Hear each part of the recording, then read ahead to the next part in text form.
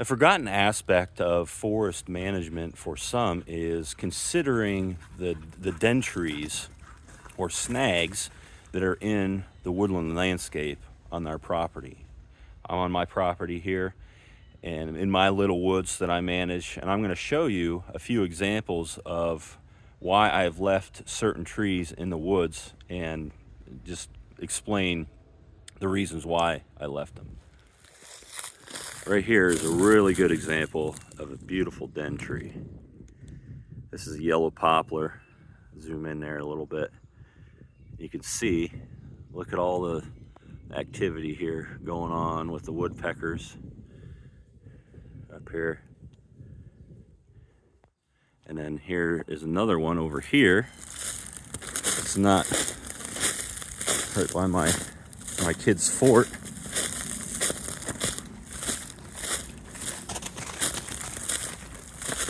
Right up in there.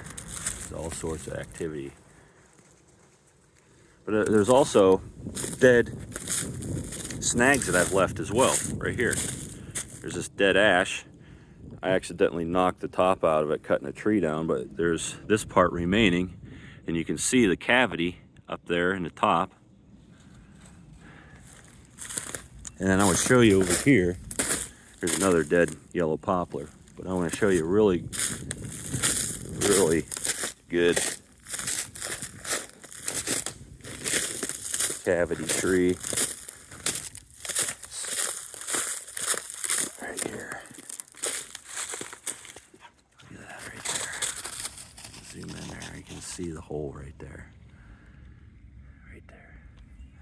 And then there's another one there, over there in the distance that I have right here. Another great tree there. One reason why these are really important are, one example is the flying squirrel. Some people may be annoyed by them because they get into their house, but the flying squirrel in Ohio is the highest squirrel population of all squirrel species.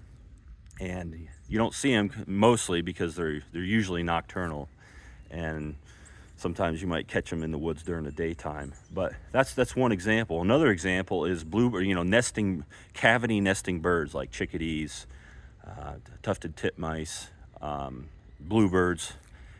These types of trees that have cavities in them are very crucial, especially for bluebirds on the edge of the forest. So be mindful of those trees in your woods, to have them, and there's a place for them in your woods.